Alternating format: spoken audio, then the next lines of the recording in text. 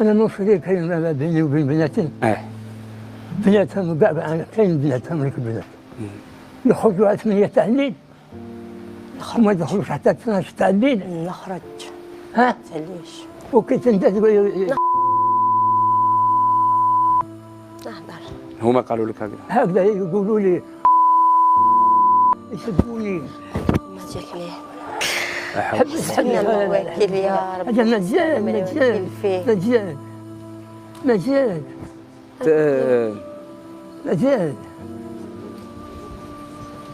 انت مجال. هي قالت انه بالعكس بابانا اللي يدير هذا الشيء معانا. باباهم هاي ما تفطرنيش. هاي صحفيه كانت معايا. معليش صحفيه شافت كلش. معليش ما تفطرنيش بالدنيا الاخرى. معليش من فضلك صابرين دوك نرجع لك ونسمع. لا انا ماشي انا يا خويا ناديه. معليش ناديه صابرين وناديه كيف دوك نرجع لك ناديه دقيقه راني جايك ونعاود نسمعك ناديه يا وكا. لا كيك تقول لك كاين الشهود اللي جايبه العمره كيم هي.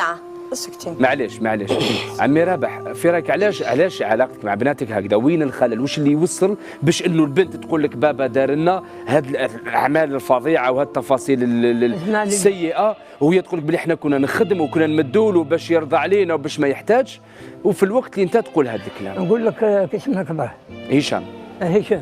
نعم عمي رابح. هاد الشواطن هذا انت الشيطان. كانت عندي 404 حتى هو البلايصه. وبعد 404 جبت